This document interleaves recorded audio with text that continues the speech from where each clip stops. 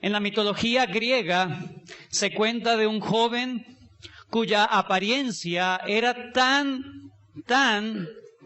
extremadamente hermosa que todas las personas, incluyéndolo a él mismo, se enamoraban de él. Su belleza sobrepasaba todas las cosas conocidas. Este joven, yo sé que saben quién es. Mitología griega, Narciso se llamaba. Este joven Narciso, hay un eco, se llegó a enamorar tanto de su apariencia física que cuando llegó a la ribera de un río, dice la mitología, vio su reflejo en las aguas de aquel río y quedó tan encantado, tan maravillado, tan fascinado por el rostro que veía, que era su propio rostro, que se lanzó al agua para agarrar ese rostro y allí se ahogó. Y entonces ha quedado la costumbre de decir a las personas que se aman tanto a sí mismos, que el mundo gira alrededor de ellos, que todas las cosas de alguna u otra manera tienen que ver con ellos. Narcisista. Tú sí eres narcisista. Precisamente por eso, por ello. Son tan egocéntricos, son tan idólatras de sí mismos, que todas las cosas tienen que girar en torno a ellos y todas las cosas de Dios tienen que girar en torno a ellos en cuanto a bendición sobre todo. El narcisismo no es algo que simplemente se da en algunos que otros lugares o unos que otros corazones, no.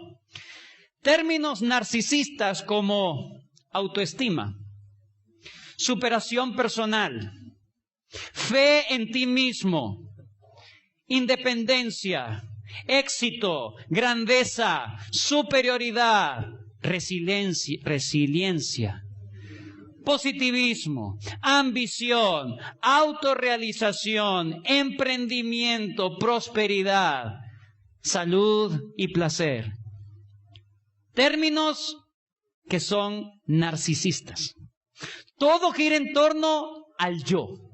Todo gira en torno a ¿qué voy a ganar yo con esto?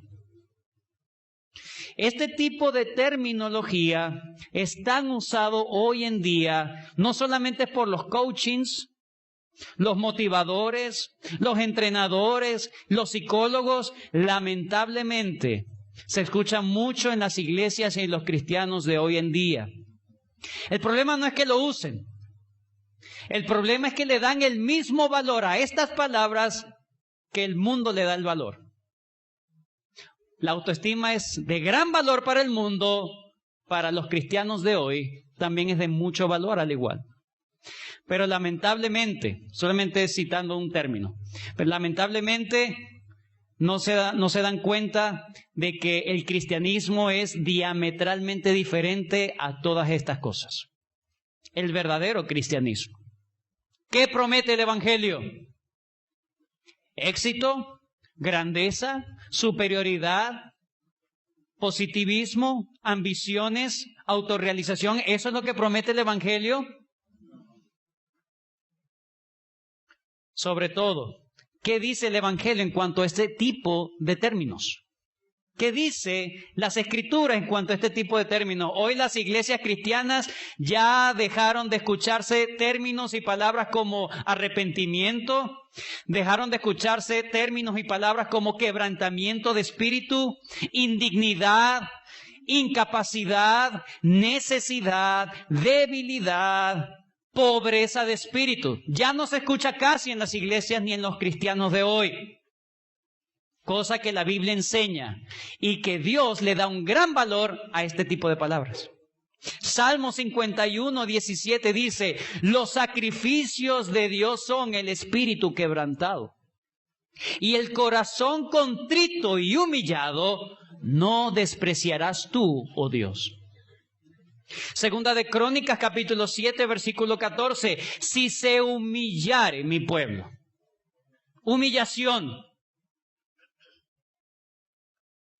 Sobre el cual mi nombre es invocado, y oraren y buscaren mi rostro, y se convirtieren, arrepentimiento, se convirtieren de sus malos caminos, entonces yo iré desde los cielos, perdonaré sus pecados y sanaré su tierra.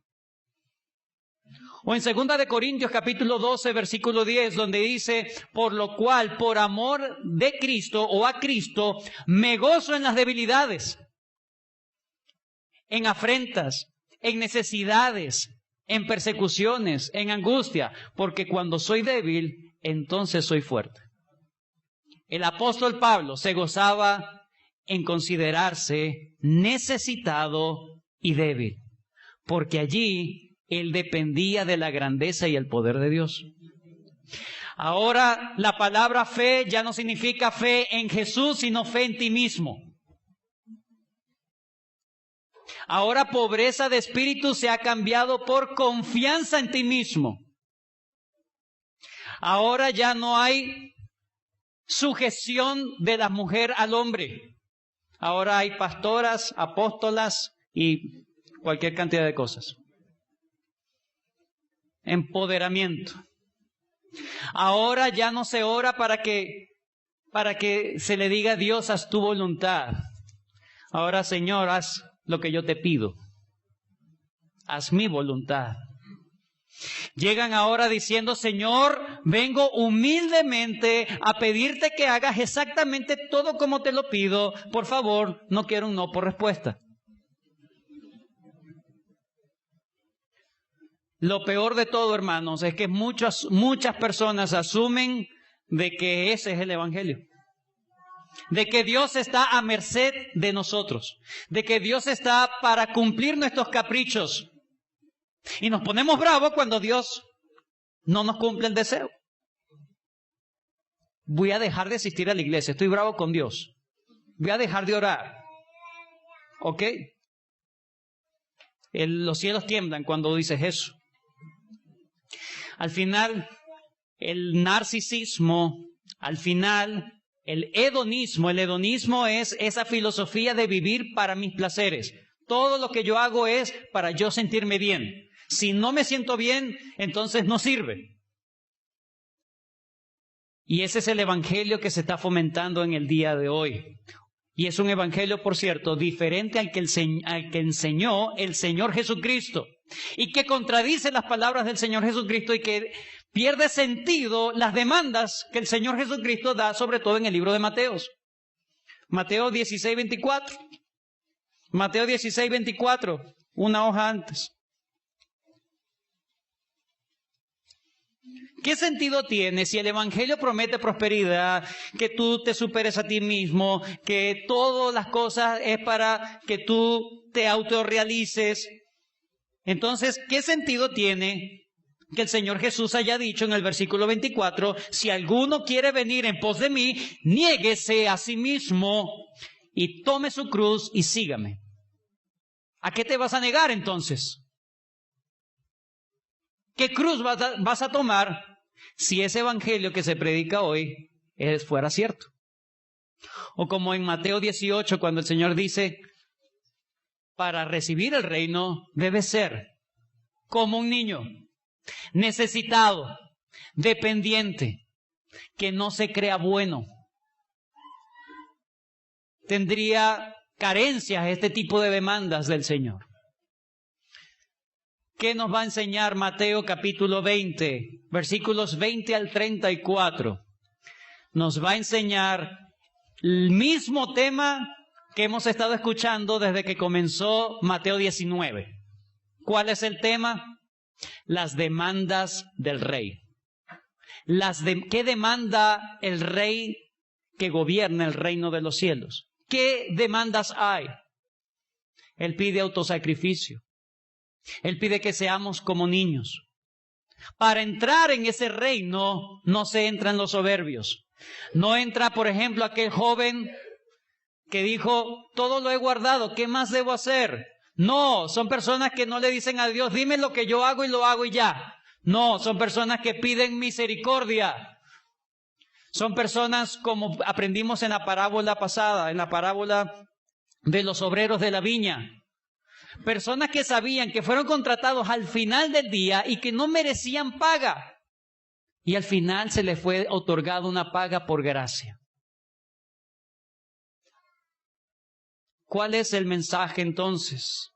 Las demandas del rey para entrar en el reino. Sin embargo, a partir del versículo 17, ya no se habla tanto de lo que el rey pide, las demandas del rey, sino cuáles son las evidencias de que he entrado en ese reino de Dios. ¿Cuál es la evidencia de que he entrado a formar parte de ahora de ese reino? Bueno, versículo 17 al 34 del capítulo 20, que vamos a ver en la mañana de hoy, nos dice que hay un sistema de valor, que hay objetivos, hay intereses y propósitos que son característicos únicamente de los que están en el reino de Dios. Y eso va en contraste con el sistema de valor, los objetivos, los valores, los intereses y el propósito de aquellos que no están en el reino de Dios. ¿Cuáles son esos valores?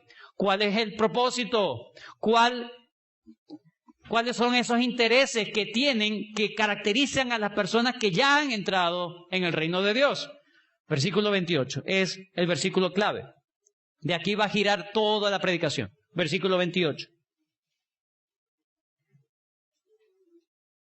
Como el Hijo del Hombre no vino para ser servido, sino para servir y para dar su vida en rescate por muchos. El versículo 28 es el eje principal de toda la narración desde el versículo 17 hasta el versículo 34. ¿Cómo lo vamos a ver en esta mañana? Vamos a ver toda esta sección de la siguiente manera. Los propios editores de la Biblia han visto una sección acá. Desde el versículo 17 al 19, en la mayoría de las Biblias, hay un corte allí, del 17 al 19. Y está bien. Ahí vamos a ver el propósito de vida del Rey Jesús. El propósito de vida del Rey Jesús. Los versículos 20 al 28, que es la otra parte que los editores han visto, ¿verdad? Una unidad de pensamiento. Versículos 20 al 28, vamos a ver el propósito errado de aquellos que quieren formar parte del reino de Dios o del reino de Jesús. El propósito errado de vida de los que quieren formar parte del reino de Jesús. Versículos 20 al 28. Y por último, versículos 29 al 34, vamos a ver la demostración práctica del propósito de vida que se espera de aquellos que forman parte del reino de Jesús. Vuelvo a repetir completo para comenzar. Número 1, el propósito de vida del Rey Jesús. Versículos 17 al 19. Número 2, versículos 20 al 28. El propósito errado de aquellos que quieren formar parte del reino de Jesús. Y en tercer lugar, vamos a ver la demostración práctica del propósito de vida que se espera de aquellos que son partes del reino de Jesús. Versículos 29 al 34. Vamos entonces a comenzar con nuestro primer encabezado. Número 1. El propósito de vida del Rey Jesús. Versículo 17 al 19. Dice: Subiendo Jesús a Jerusalén, tomó a 12 discípulos aparte en el camino y les dijo: He aquí subimos a Jerusalén, y el Hijo del Hombre será entregado a los principales sacerdotes y a los escribas, y le condenarán a muerte. Y le entregarán a los gentiles para que le escarnezcan, le azoten y le crucifiquen, mas al tercer día resucitará. Lo primero que hace Mateo es señalarnos el contexto en que se da todo este episodio, toda esta palabra. El Señor Jesucristo emprende un viaje hacia la ciudad de Jerusalén. Por eso dice, subiendo hacia Jerusalén. Desde cualquier punto donde hubiese estado el Señor Jesús, llegar a Jerusalén es una subida, es una montaña. Así que iban subiendo a Jerusalén. Pero es interesante que dice, tomó a sus 12 discípulos aparte en el camino. El Señor Jesús va para llegar a la fiesta de Pascua, que es donde finalmente Él muere. en la fiesta de Pascua. Así que estamos viendo que el Señor Jesús está haciendo una peregrinación junto con sus discípulos y con otras personas. Así que en medio de su subida, en medio de su camino, Él tiene que tomar aparte a sus discípulos para darles esta información. Por eso dice, tomándoles aparte, como haciendo una diferencia del grupo completo en que iban peregrinando hacia la ciudad de Jerusalén. Tomó a sus 12 discípulos aparte en el camino y les dijo, ¿por qué la razón de tomarlos aparte y no decirle a todo el mundo, los que iban con ellos, lo que iba a pasar? Seguramente muchos se iban a escandalizar y podían responder como Pedro respondió en una ocasión, que le dijo, no, Señor, esto no te acontezca. Vamos a hacer una armada para que nadie te haga daño, seguramente. Entonces podían más bien obstaculizar el propósito del Señor Jesús allí en Jerusalén. Sea lo que sea la razón, lo cierto es que esta es ya la tercera vez que el Señor le ha dicho a sus discípulos que Él iba a morir en Jerusalén. Es la tercera ocasión. En la primera ocasión fue en Mateo 16. Mateo 16, 21 al 28. En la segunda ocasión es en Mateo 17. Mateo 17, 22 al 23. Pero a diferencia de las otras dos ocasiones en que el Señor les revela a sus discípulos, les anuncia a sus discípulos que Él iba a morir, aquí da más detalles de lo que dijo antes. Noten lo siguiente, por ejemplo, un detalle. Número 1, en las otras dos dice que Él va a morir en Jerusalén. Pero aquí, solamente aquí, en Mateo 20, se dice que iba a ser producto de un juicio religioso. Note. Versículo 18. He aquí subimos a Jerusalén y el Hijo del Hombre será, la palabra clave allí es, entregado a los principales sacerdotes y a los escribas y le condenarán a muerte. Ahora le está dando específicamente cómo va a ser el proceso de su muerte. Va a ser por medio de un juicio religioso, un juicio que finalmente va a ser un juicio injusto. Eso no lo había dicho antes, simplemente había dicho, en Jerusalén voy a padecer, voy a sufrir y a morir y al tercer día resucitar. Pero ahora les dice cómo iba a ser el mecanismo. Número 2, otra diferencia. Su muerte iba a ser ejecutado no por los principales sacerdotes, sino que iba a ser ejecutado por los gentiles, es decir, por los que estaban ocupando, está hablando acerca de las autoridades romanas. Versículo 19. Y le entregarán. Los sacerdotes, ¿verdad? El Hijo del Hombre va a ser entregado, ya sabemos que fue entregado por Judas. Pero ahora ellos no tienen la potestad de dar muerte al Señor, lo condenarán a muerte y ahora lo van a entregar a los ejecutantes de esa muerte. En este caso dice, y le entregarán, versículo 19, a los gentiles, hasta ahí. No voy a dar spoiler aquí. Los van a entregar ante los gentiles. Entonces, todas estas cosas precisamente ocurrieron. Estos detalles no los sabían los discípulos hasta ese momento, así que todo lo que ocurrió para ellos, como decimos acá, se estaban desayunando en ese momento. ¿Qué? Por medio de un juicio religioso, y además quienes van a ejecutar ese juicio van a ser los romanos. Y ellos sabían cómo trataban los romanos a los malhechores, a los criminales. Para que le escarnezcan, le azoten y le crucifiquen. Primera mención de la cruz. Esta es la primera mención de la cruz en cuanto a que el Señor va a ser crucificado. Anteriormente dije, en los dos anuncios anteriores, Mateo 16 y Mateo 17, Él dice, voy a morir. Pero no dice la manera. Ahora le está dando especificaciones. ¿Por qué se los dice en el camino a Jerusalén? Para animarlos, para ayudarles a entender lo que iba a ocurrir en unos breves días. Miren lo que va a ocurrir, no se me espanten, aunque igualito se espantaron, ¿cierto? Lo dejaron solo, pero el Señor los estaba preparando. los estaba preparando.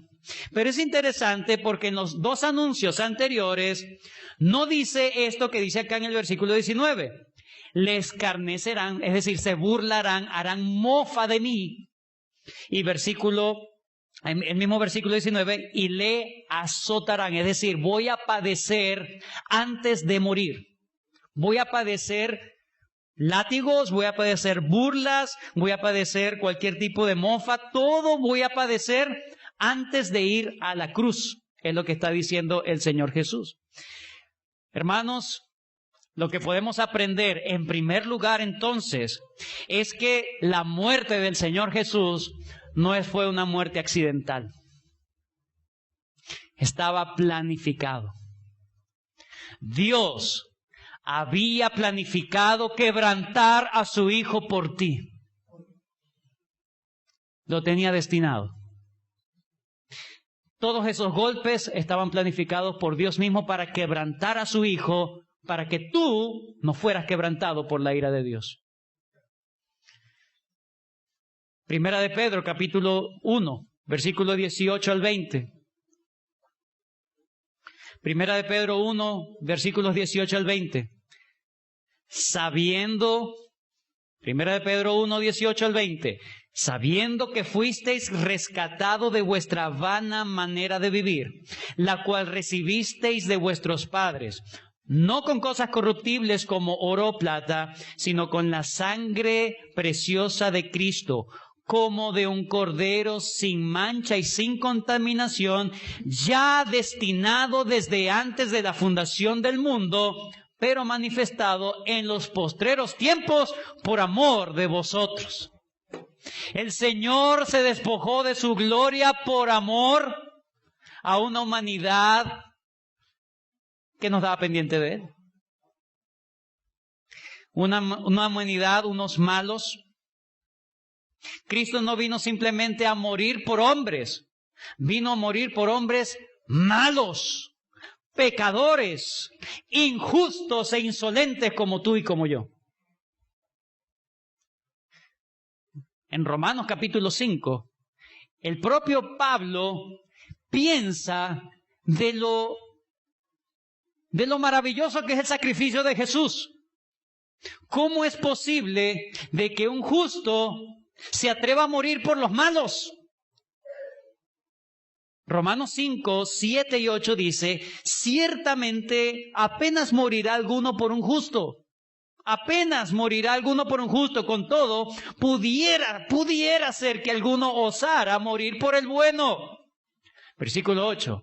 Mas Dios muestra su amor para con nosotros, en que siendo aún pecadores, no buenos, no justos, siendo aún pecadores, Cristo murió por nosotros. Y eso ya estaba destinado desde antes de la fundación del mundo. O como dicen también en Primera de Pedro 3:18. Primera de Pedro 3:18, porque también Cristo padeció una sola vez por los pecados, el justo por los injustos. Ese es el Evangelio. El Señor les está diciendo acá, voy a cumplir el mensaje del Evangelio. Voy a hacer efectivo el mensaje del Evangelio. Le entregarán a los gentiles para que le escarnezcan, le azoten y le crucifiquen, mas al tercer día resucitará. Les está anunciando el Evangelio desde antes de que ocurra, ¿no? Miren lo que va a ocurrir. Les estoy anunciando lo que va a ocurrir, el Evangelio. Cristo no vino para personas buenas. Cristo vino para personas que sí se consideran necesitadas, faltos, que no pueden seguir soportando la ira de Dios. Cristo vino para rescatarle, como dice en el versículo 28 también, Mateo 20:28, el Hijo del Hombre no vino para ser servido, sino para servir y para dar su vida en rescate. ¿Rescate de qué? La ley de Dios, 10 mandamientos. Cuando uno lee los 10 mandamientos y se ve a la luz de los 10 mandamientos, uno dice, estoy reprobado, estoy mal. No tendrás dioses ajenos delante de mí. he sido un idólatra. Sí, a lo mejor no con una imagen física, pero sí en mi corazón. He amado otras cosas más que a Dios. No tendrás dioses ajenos, no te inclinarás a ellos, no las honrarás. No tomarás el nombre de Jehová tu Dios en vano. Guardarás el día de reposo. ¿Cuántas veces no voy para la iglesia? Tengo sueño, tengo flojera. Honra a tu padre y a tu madre. ¿Has honrado bien y perfectamente siempre toda tu vida a tu papá y a tu mamá? ¿Sin mácula? No adulterarás. Pero el Señor dijo, cualquiera que mirare a una mujer para codiciarla ya adulteró en su corazón. ¿Quién puede salvarse de la ira de Dios si realmente la merece? La ley nos dice somos pecadores. Y Cristo vino a servir, no a tus intereses, sino a tu gran necesidad. La necesidad de quitarte la ira de Dios que tienes encima. Ese es el carácter y el propósito de Jesús. Él vino a eso y le está diciendo a sus discípulos, a sus muchachos, le está diciendo, ya es la tercera vez que les voy a decir esto. Les voy a dar otros detalles para que no les agarre por sorpresa. Pero voy a esto. Casi que les dice, oren por mí. No se los dice allí, pero el mismo Señor Jesús esa noche oró tanto que le dijo a su Padre, si es posible, sabía lo duro que iba a pasar. Si es posible, pasa de mí, ¿qué? Esta copa. Pero así ora un cristiano, mas no se haga mi voluntad, sino la tuya. Un cristiano ora como su Señor, que sea la tuya. Hermanos, Él vino a dar su vida por personas malvadas como tú y como yo. Personas que no tienen nada que ofrecer a Dios, sino simplemente su pecado. Para que clamen misericordia de Dios. El Señor está dando su anuncio, pero en el versículo 20 al 28 hay una respuesta a ese anuncio totalmente incongruente. No es consona con lo que acaban de escuchar. Versículos 20 al 28. El Señor, ya hemos visto la primera parte. Hemos visto cómo es el carácter y el propósito del Rey Jesús. El propósito del Rey de ese reino de Dios, el Rey Jesús. Pero ahora vamos a ver cómo estos discípulos, sobre todo los hermanitos, Jacobo y Juan, llegan ante la presencia de Jesús a pedirle algo. A pesar del anuncio tan serio que les acaba de dar el Señor, serio, voy allá y voy a morir, o sea, de allá no salgo vivo, aunque voy a resucitar. No salgo vivo con el mismo cuerpo, ¿verdad? Sino con el cuerpo resucitado. A pesar de tan serio anuncio, hermanos, Cristo le ha revelado la crueldad con que lo van a tratar. Le ha revelado la crudeza de todos los sucesos que van a ocurrir y de todo el padecimiento que va a tener y que se va a enfrentar y que no está rehuyendo, sino que va a eso como un cordero, como un cordero. A los discípulos aparentemente eso no les hace ruido. Ah, ok, va a morir, bueno, no importa. Estoy pensando en otra cosa. Es que están pensando, no les hace mayor ruido. Miren la reacción y la respuesta que tienen los discípulos cuando fue anunciado por primera vez la muerte del Señor. Recuerden que para ellos, los judíos, el Mesías iba a venir como un león, a triunfar. Iba a vencer a todos los enemigos y a reivindicar al pueblo de Dios. Pero ahora le está diciendo, no, el Mesías va a morir por manos de gentiles. El Mesías va a venir a morir. ¿Cómo que va a morir? Si es un rey eterno. Capítulo 16, versículo 21. Esta es la primera vez que el Señor anuncia su muerte. Desde entonces comenzó Jesús a declarar a sus discípulos que le era necesario ir a Jerusalén y padecer mucho de los ancianos, de los principales sacerdotes y de los escribas, y ser muerto y resucitar al tercer día. Entonces Pedro, tomándole aparte, comenzó a reconvenirle diciendo: Señor, ten compasión de ti, en ninguna manera esto te acontezca. Pero él, volviéndose, dijo a Pedro: quítate delante de mí, Satanás. No es que estaba poseído, sino que estaba actuando, obstaculizando, siendo un adversario a la voluntad de Cristo. Me eres tropiezo porque no pones la mira en las cosas de Dios, sino en la de los hombres. Pero en el segundo anuncio, note lo siguiente, cómo fue la reacción de los discípulos. Versículo 22 del capítulo 17. Mateo 17, 22. Es el segundo anuncio. Entonces ellos en Galilea, Jesús les dijo: el Hijo del Hombre será entregado en manos de hombres y le matarán, mas al tercer día resucitará. ¿Y ellos qué? Se entristecieron en gran manera. Pero aquí, en Mateo 20, no hay tristeza, no hay una persona que diga: no, Señor, por favor, ¿Qué pasa? Versículo 20. Se le acercó la madre de los hijos de Zebedeo con sus hijos, postrándose ante él, y dijo, pidiéndole algo. Y él les dijo: ¿qué quieres? Ella le dijo: ordena que en tu reino se sienten estos dos hijos míos, el uno a tu derecha y el otro a tu izquierda. ¿Tú escuchaste lo que acabo de decir? Pero qué insensibilidad. Qué desinterés al Señor, lo que iba a sufrir el Señor por ellos. Pero, sí, todo lo que... chévere, pero cuando ya estés gobernando, sí, eso es lo que me interesa, ¿no? Cuando ya estés en tu reino, tú puedes darle a mis hijos que uno se sienta a tu derecha y otro a tu izquierda. ¿De dónde sale ese pensamiento? ¿De dónde sale? El Señor ya lo había anunciado. Mire, capítulo 19, versículo 28. Capítulo 19, versículo 28. 19, 28. Mateo.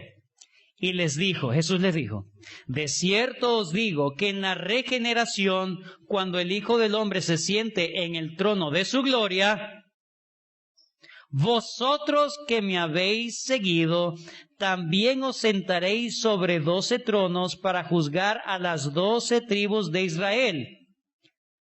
Entonces, ¿qué le está prometiendo? 12 tronos. Yo me voy a sentar y van a estar junto a mí en 12 tronos. Versículo 29.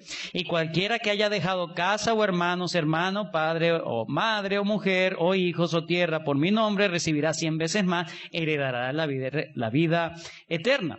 Así que el Señor les ha anunciado: lo que ustedes están perdiendo en esta vida, ustedes van a ganar mucho más de lo que están perdiendo. 100 veces más me van a tener a mí, como aprendimos ese domingo. Pero estos hombres sacaron la cuenta. Bueno, si son 12 tronos y él va a estar, ¿verdad? Entonces, bueno, vamos a estar más cerca del rey. ¿Sí? Está bien. Yo me pongo a la izquierda y tú a la derecha. Dale, sí va. Vamos allá, vamos a pedirle eso. Se le fijó esa promesa. Eso sí. Eso sí se recordaron. Esa promesa se le fijó tanto que las palabras del Señor Jesús fueron como la maestra de Charlie Brown. ¿Has escuchado Charlie Brown, la maestra? No se entiende nada. Yo sé que vieron esa comiquita. Y el Señor, imagínense el episodio, solamente quiero que se imagine el episodio. Le acaba de decir: voy a ser azotado, voy a ser crucificado, voy a ser burlado por la gente. Ok. Cuando estés en tu gloria, en tu trono, es que uno se siente a la derecha y uno a la izquierda. Sí, ellos sacaron la cuenta. Bueno, 6 tronos para acá, 6 tronos para acá. Hay uno que debe estar más cerca, ¿no? De ti. Y el Señor le dice, versículo 22, no sabéis lo que pedís. No sabéis lo que pedís. No saben lo que están pidiendo. Tienen una cosmovisión totalmente diferente a la cosmovisión que tienen los que están en el reino de Dios. Tienen una perspectiva de vida totalmente diferente. Y eso el Señor se los va a decir y lo va a confrontar. Pero quiero que noten esto también. La actitud de ellos fue correcta. Escuche, la actitud de ellos fue correcta. Versículo 20. Se le acercó la madre de los hijos de Zebedeo con sus hijos, postrándose ante él. Claro, aduladores. No. Ellos le están reconociendo que es el rey. Se postran y versículo 21 ordena que en tu reino. Ellos lo estaban reconociendo como rey. Tenían la actitud correcta, pero su petición era incorrecta. Estaba muy bien que ellos se postraran, estaba muy bien que ellos hicieran reverencia, pero ellos sabían que su actitud no podía arropar su mala petición. Así que usaron de una gran estrategia, hermanos, una gran estrategia. ¿Cuál es? Según referencias cruzadas, voy a decir solamente las referencias. Mateo 27:56, aquellos que están anotando, vean esta referencia. Mateo 27:56 y Juan 10, por ejemplo, Juan 19:25 dice que quienes estaban a los pies de la cruz del Señor estaba María Magdalena, María y la madre, dice la hermana de la madre de Jesús. La hermana de la madre de Jesús. Y eso en Juan 19:25. Y en Mateo 27:56 se nombra que estaba la madre de los hijos de Zebedeo. Y en Marcos 10:35 se identifica que la madre de los hijos de Zebedeo se llamaba Salomé.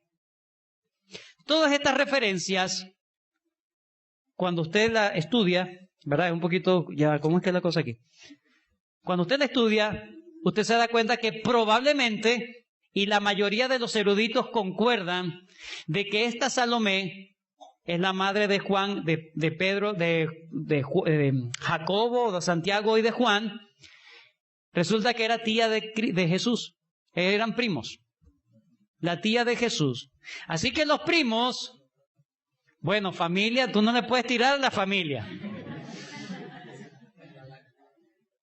Ellos van adelante. Van adelante de Pedro. Van adelante de Pedro. Ellos apelan aparentemente al parentesco familiar que tenían con el Señor Jesús. Buscan a la tía. Pero como dicen Marcos 10, los que realmente llegan es ellos también. Así que llegan los tres. Llega la mamá y llegan ellos dos. Es decir, no es un asunto de la mamá que les dice, no, yo quiero esto para ustedes, hijos. No, es que ellos querían también eso. Pero ella era la vocera principal. Y ellos también apoyaron la causa. Así que ellos intentaron, sabían que la petición estaba mal. Su conciencia les acusaba. Así que buscaron una estrategia para buscar que el Señor les concediera eso. Miren Marcos 10. No solamente el parentesco familiar, sino que, como dicen Marcos 10, le pide que le asegure la petición antes de pedir. Marcos 10, 35. Entonces Jacobo y Juan, este es la referencia, este es el mismo episodio, ahora narrado por Marcos. Entonces Jacobo y Juan, hijos de Zebedeo, se le acercaron diciendo, Maestro, querríamos que nos hagas lo que pidiéramos. O sea, llegan, no le piden nada, sino que le piden que diga que sí antes de pedir. Antes de pedir, por favor, prométeme que sí.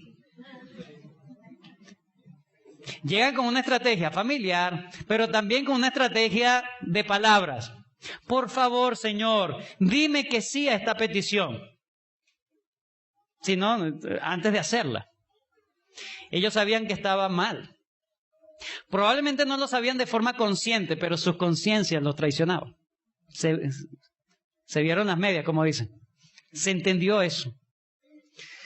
Entonces, el Señor le dijo, ¿qué queréis ¿qué queréis? Y ella dijo, ordena, ahora yo te ordeno que tú ordenes que en tu reino se sienten estos dos hijos míos, el uno a tu derecha y al otro a tu izquierda. Entonces, respondiendo, dijo el Señor, no sabéis lo que pedís. Primero le dice, ustedes no saben lo que están pidiendo, pero ahora se los voy a poner así, dice el Señor. ¿Podéis beber del vaso que yo he de beber y ser bautizado con el bautismo con que yo soy bautizado? Y ellos respondieron, con toda confianza en sí mismo, podemos. Pueden. Y el Señor les promete eso. Eso sí se los voy a prometer. A la verdad, de mi vaso beberéis, y con el bautismo con que yo soy bautizado, seréis bautizado. Pero con la primera petición que me hicieron, dice, pero el sentados a mi derecha y a mi izquierda no es mío darlo, sino aquellos para quienes está preparado por mi Padre. Pero Señor, tú y el Padre uno son. Tú debes saber. El Señor está diciendo, deja eso a Dios. Eso no te debe interesar. Deja eso en la potestad de Dios. Nosotros nos gusta ser curiosos, muy curiosos. Queremos saber todas las cosas. Señor, explícame por qué ocurrió esto. ¿Por qué ocurrió aquello? ¿Por qué dejaste esto? ¿Por qué dejaste pasar aquello? Eso le corresponde a Dios. ¿O acaso vas a cuestionar que Dios todo lo que hace es justo? Porque cuando uno se hace esa pregunta, ¿por qué lo hiciste? Es como si uno dijera, tú eres injusto. Es una blasfemia a Dios. Mejor descansa de que todo lo que Dios hace, decide y designa es justo y correcto. Descansa en eso, aunque no te agrade mucho. Pero aquí el Señor les dice, mire, eso le corresponde a la potestad de mi Padre Celestial.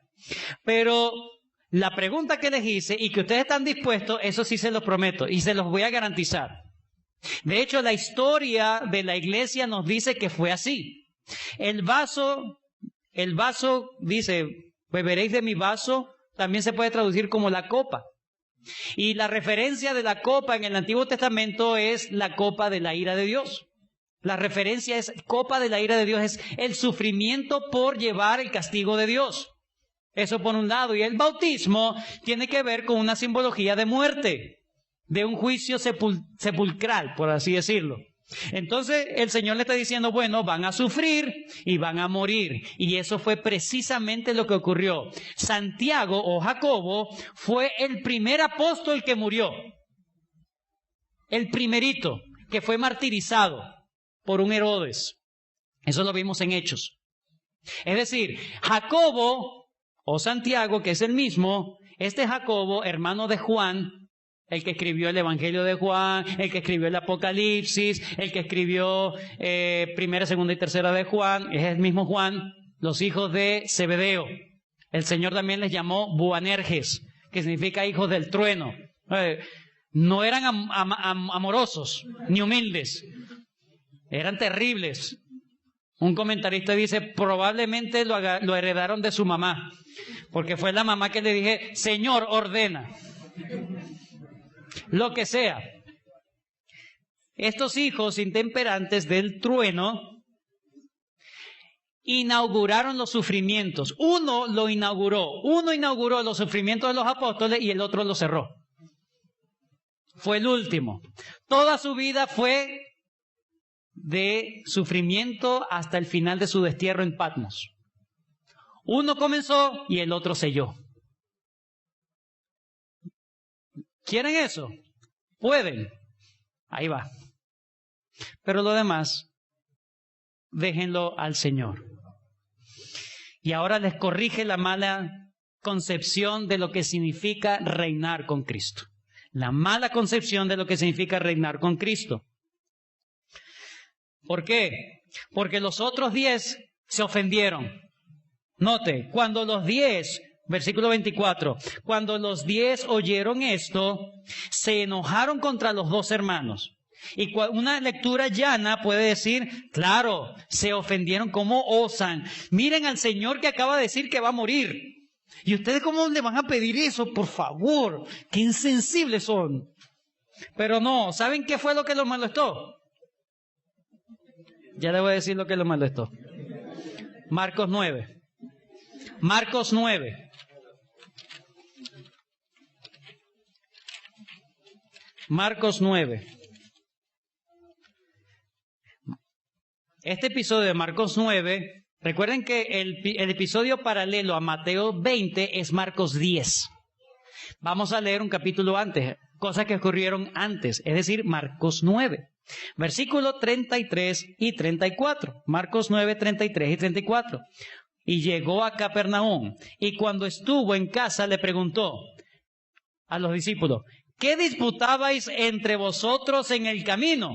Versículo 34. Mas ellos callaron, porque en el camino habían disputado entre sí quién había de ser el mayor. Pero ¿qué pasó cuando el Señor le dijo, ¿qué estaban ustedes hablando, discutiendo en el camino? Como si el Señor no nos hubiese escuchado. ¿Qué estaban ustedes hablando? No dijeron nada, porque el Señor lo sabía. Pero ahora llegan los hijos de Zebedeo y ellos sí hablan. Y se molestaron porque ellos sí se atrevieron a hablar. Imagínense a Pedro, concha. Perdí la oportunidad yo de estar al lado. Y se molestó. Me fueron adelante. Me fueron adelante. Porque todos querían lo mismo. Todos querían lo mismo. Así que tenemos unos discípulos que siguen siendo discipulados por el Señor. Siguen siendo moldeados por el Señor. Y eso es lo que vamos a ver. Versículo 24 nos ayuda a entender que el problema no era solamente de los hijos de Zebedeo, sino del grupo entero. Por eso el Señor ahora les habla a todos. A todo el grupo. Versículo 25.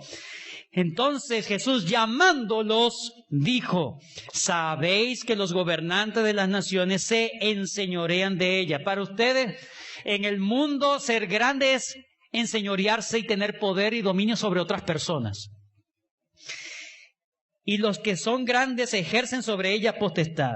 Mas entre vosotros no será así, sino que el que quiera hacerse grande entre vosotros será vuestro servidor. ¿Tú quieres ser grande? Bueno, en el reino de Dios, el más grande es el más grande de los sirvientes.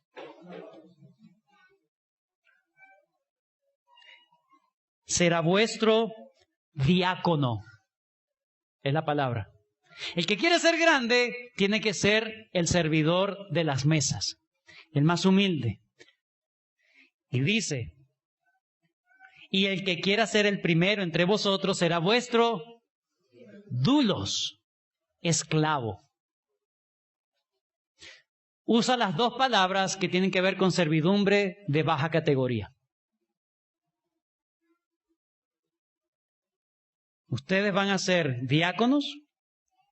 Los hermanos diáconos son sirvientes.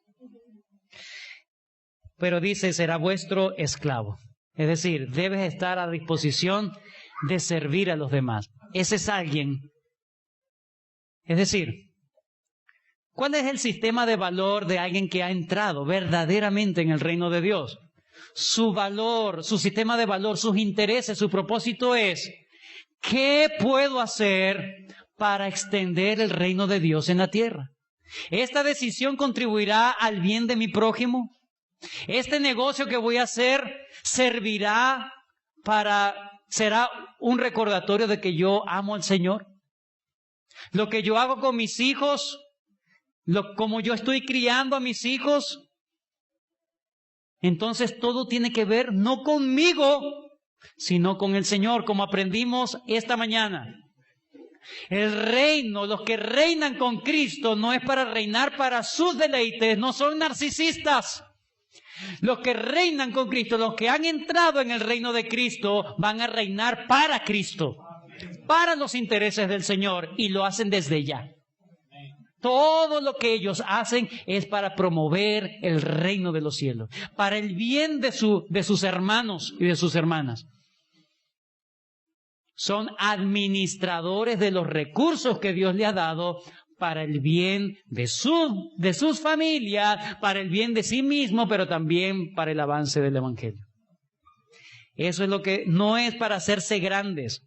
Es decir, lo que en el mundo es A, en el reino de los cielos, en el Evangelio es B.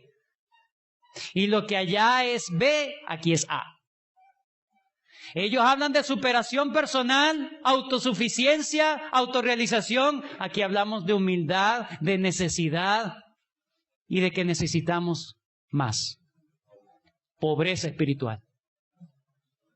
Diametralmente diferente. Así, ese es el carácter que se espera de los que han entrado en el reino. Y para terminar,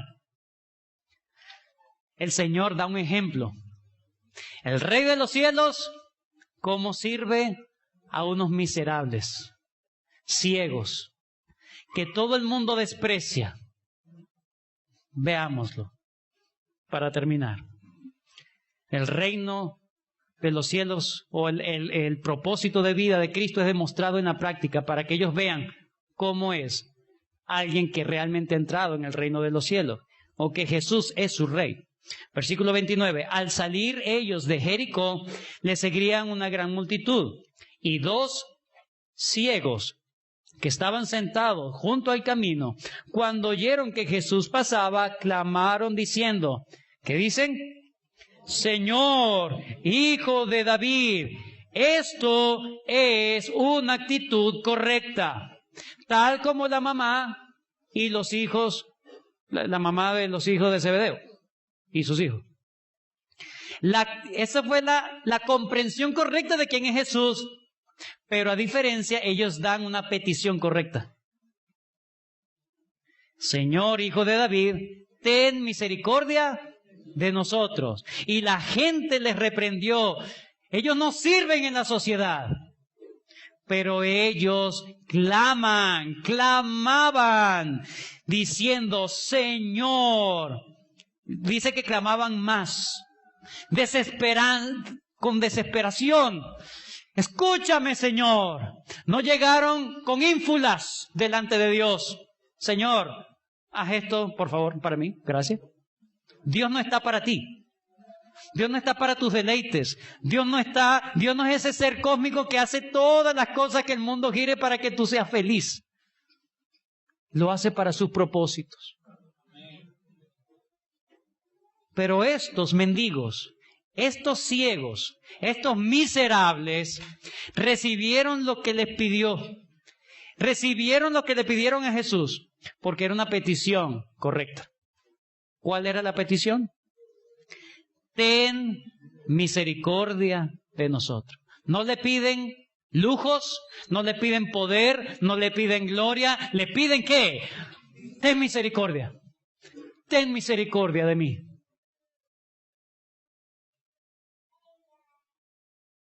Versículo 32. El Señor le da la misma pregunta que le hizo a los hijos de Zebedeo y a la mamá. ¿Qué queréis que os haga? Es lo mismo. Unos llegaron, ¿qué quieres? Dice el Señor. Estos llegan y el Señor también le dice, ¿qué quieres que yo haga? Ellos no dicen, bueno, que hijo de David. Le estaban reconociendo como el Mesías, que era el rey.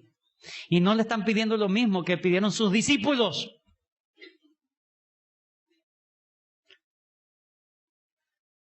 Ellos sabían su bancarrota espiritual, social, de todo. ¿Qué queréis que os haga? Ellos le dijeron, Señor, otra vez, Señor, que sean abiertos nuestros ojos. Le piden algo básico, algo necesario para la vida normal. No le piden lujos, no le piden grandeza, no le piden cosas extra. Señor, dame de lo básico. Dame lo que necesito. Esto es lo que yo entiendo que necesito, Señor. Entonces Jesús, ahí no dice, hermanos, se compadeció. No dice eso. Ellos no enternecieron el corazón del Señor.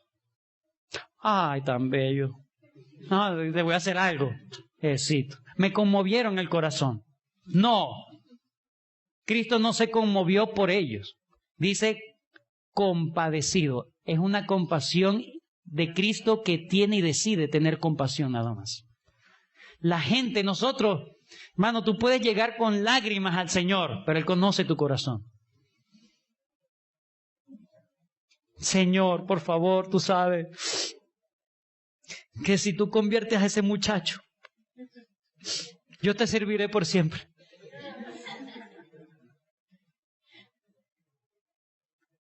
Y queremos dar peticiones al Señor, pero para nuestro deleite.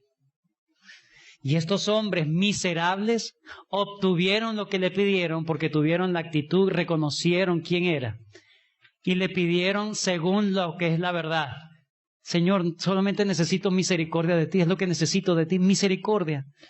No tengo nada que ofrecer, nada que entregar, no quiero luz. Te quiero a ti, Señor. Quiero que tú hagas algo por mí, lo que tú creas que yo necesito. Y el Señor dice, recibieron la vista. ¿Y cuál fue la respuesta? Le siguieron. No estamos diciendo que los hijos de Zebedeo dejaron de seguir al Señor. Pero miren cómo estas personas humildes llegaron también ante el Señor. No fueron rechazados por el Señor. Los hijos de Zebedeo tampoco fueron rechazados, pero sí fueron limpiados en su mente. Ellos tenían la actitud correcta y siguieron al Señor. Entraron en el reino de Dios.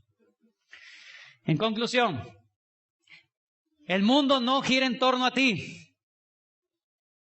El Evangelio no es para narcisistas y hedonistas. El Evangelio es para todo aquel que se humilla, se arrepiente y reconoce que Jesús es el Rey y que toda su vida debe girar en torno al Rey y no a sus propios intereses. Los valores, los objetivos, los propósitos de aquellos que están en el reino de Cristo son diametralmente diferentes al mundo. No le dan el mismo valor a los términos hedonistas y narcisistas que le da el mundo. El Señor dice, yo me compadezco con el que yo quiera compadecerme. Así que lo único que pedimos es en nuestras oraciones, ten misericordia.